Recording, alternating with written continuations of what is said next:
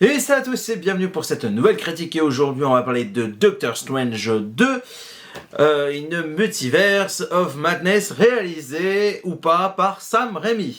Repousser les limites du multiverse pour aller encore plus loin, voyager dans l'inconnu avec Doctor Strange, avec qui l'aide d'anciens et de nouveaux alliés mystiques vont traverser des réalités hallucinantes et dangereuses du multivers pour affronter un nouvel adversaire mystérieux.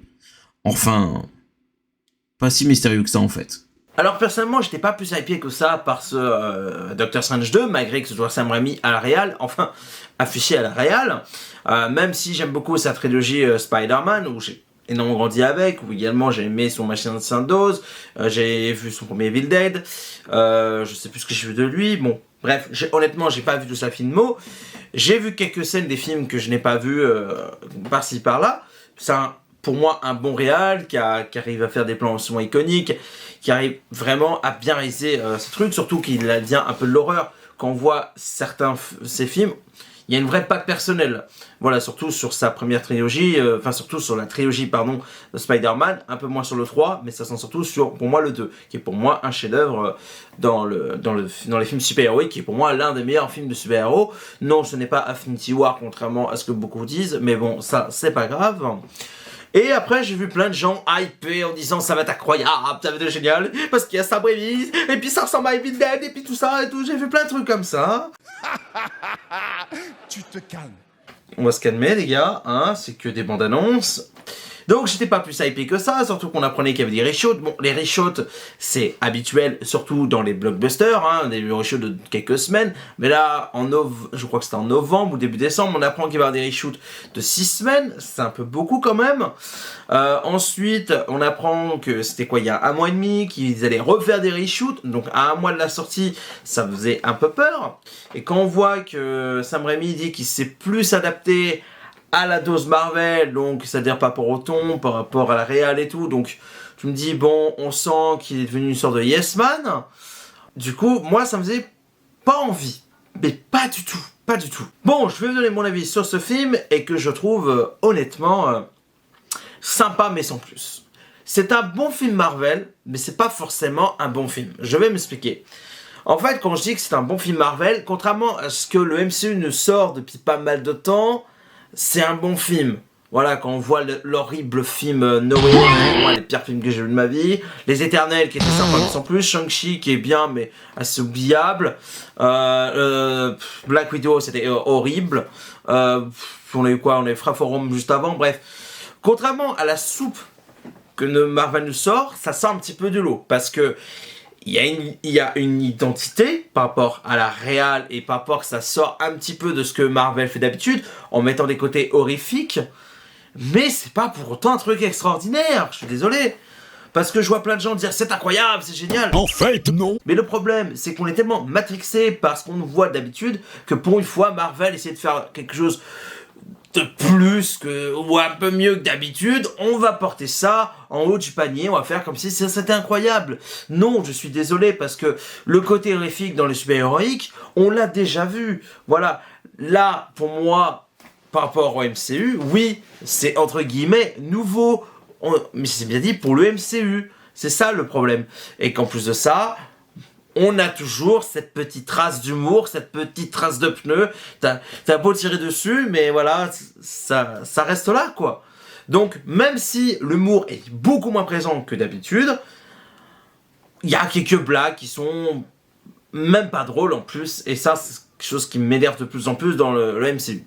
L'avantage, au moins, aussi, dans ce Doctor Strange 2, c'est que ça assume un peu plus son côté sérieux, voire beaucoup plus, parce que on essaie de mettre des blagues à foison lors d'un moment dramatique ou lors d'un enjeu dramatique. Ça assume plus son côté sérieux. Ça, pour moi, c'est assez positif, parce que c'est ce que je reproche souvent dans le Marvel Cinematic Universe, c'est que ça se prend pas assez au sérieux par moment. Ok, c'est un film de super-héros, mais quand tu essayes d'installer un enjeu dramatique où tu es censé avoir l'attachement pour tes personnages, mais t'en fais des blagues pour enfants de 3 ans, donc non, ça ne passe pas. Là, il y a moins d'humour, voire très peu, et ça assume plus son côté sérieux, un peu plus adulte. Et ça, pour moi, ça fait du bien, ça apporte entre guillemets un peu de neuf, mais je le répète, c'est dans le MCU, c'est pas dans l'univers cinématographique, dans le cinéma en général. Ensuite, pour parler un peu plus du négatif, c'est que pour moi, le film, il est un peu long. Parce que on est un peu plus dans un bordel, et pour moi, un point négatif, selon moi, c'est que si vous suivez pas entièrement la MCU, c'est-à-dire si vous n'avez pas vu What If, si vous n'avez pas vu WandaVision, et si vous n'avez pas vu quelques épisodes de Lucky, voire Lucky, bon encore Lucky, je pense que c'est du bonus, vous allez passer à côté de certaines choses, surtout si vous n'avez pas vu WandaVision. Et je trouve ça un peu dommage pour des gens qui ne suivent que les films, ils vont passer à côté de beaucoup de choses parce qu'ils n'ont pas vu telle ou telle série. Et ça prouve une fois plus que Disney veulent absolument qu'on s'abandonne à leur plateforme à la con pour faire plus de bénéfices et pour ensuite, soi-disant, faire du contenu sur la plateforme. Mais moi, ça me dérange un peu. Perso, j'ai vu WandaVision, j'ai apprécié le global de la série. J'ai vu les 5 épisodes sur 6 de Loki, c'était plus intéressant. Je n'ai pas vu What If, mais je suis pas passé à côté de l'histoire. Mais je sens qu'il manque un ou deux petits bagages. J'ai oublié une ou deux paires de chaussettes et un slip dans ma valise. Voilà, c'est comme ça que je vais le notifier.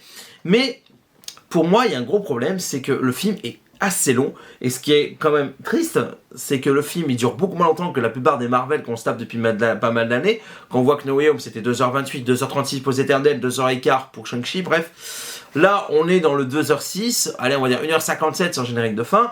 Et c'est assez long. Je me suis pas mal ennuyé à plusieurs reprises. J'ai failli m'endormir 5 fois. Oui, 5 fois j'ai failli m'endormir. J'essayais de me tenir, j'ai lutté. Et pendant un moment, je crois que j'ai fermé les yeux pendant 3 minutes parce que je m'ennuyais. Malgré des scènes d'action assez cool, mais vraiment c'était chiant à crever.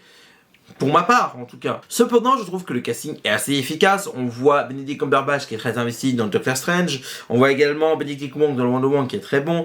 Elizabeth Olsen dans le Scarlet Witch, ou plutôt WandaVision qui est très bien, qui était déjà très impliquée dans la série WandaVision. Et là, je la trouve vraiment forte dans les émotions. Je trouve qu'elle est très efficace. Également, donc, Mordo qui est joué par Chiwetel Ejiofor, c'est efficace. Bref, il y a quelques caméos, mais certains je ne connais pas. Mais voilà, dans l'ensemble, le casting est assez efficace. Pour moi, ce qui me rend un peu triste, c'est qu'on sent pas assez la patte de Sam Raimi.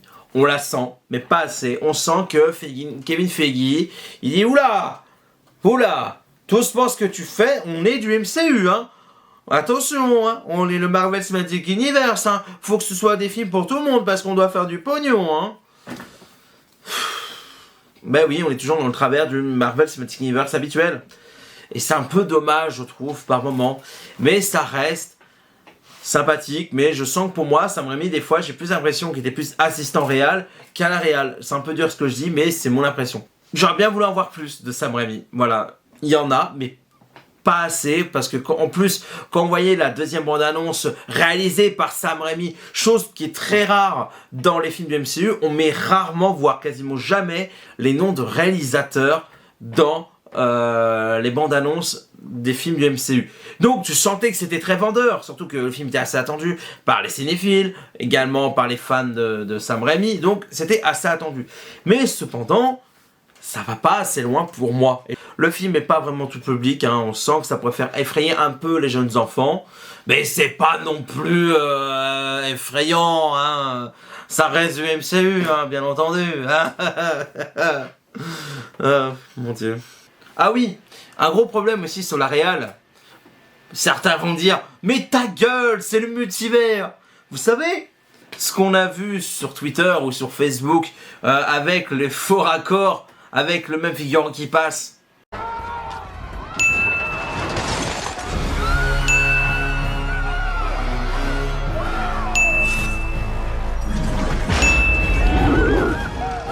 Eh ben c'est toujours là pendant le film, hein, c'est toujours là, au moins une longueur de montage.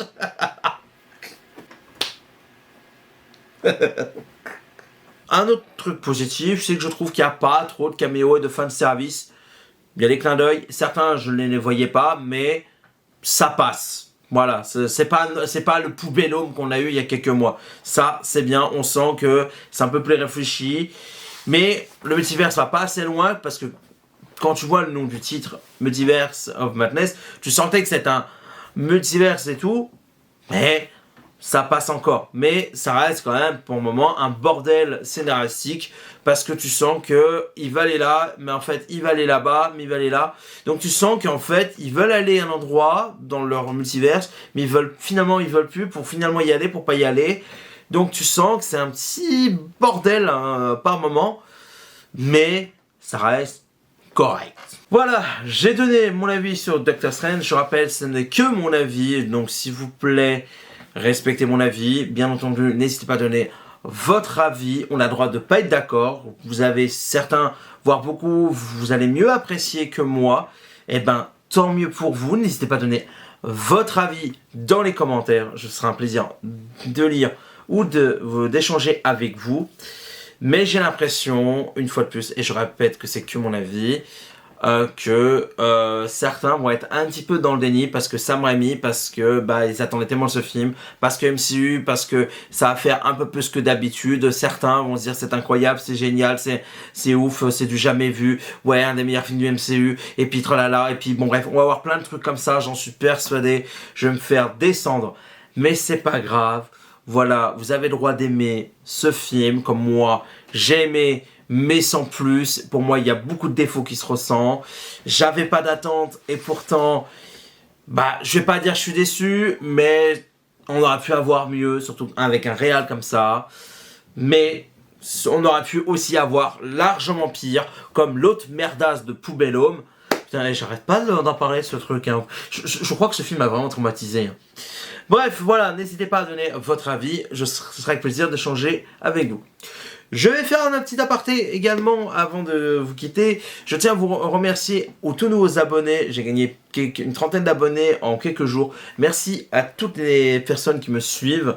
Je remercie Guillaume fait son cinéma et Alex Movie Hunter qui ont partagé ma chaîne sur Twitter pour me faire un peu de la pub. Je vous remercie les gars. Je remercie également La Fuite en vidéo lors de son live 4K. Et encore félicitations pour tes 4000 abonnés de m'avoir fait une pub. Également Mirej aussi quand il est passé sur le live vendredi. Je pense que ça a un petit peu joué aussi. Donc merci à toi Mirej. Merci à tous de vous être abonnés. En tout cas, je vais essayer d'être un peu plus productif parce que c'est un temps en dehors des lives, je suis pas productif, mais on va essayer du moins. Je vous fais des gros bisous, prenez soin de vous, à la prochaine, ciao.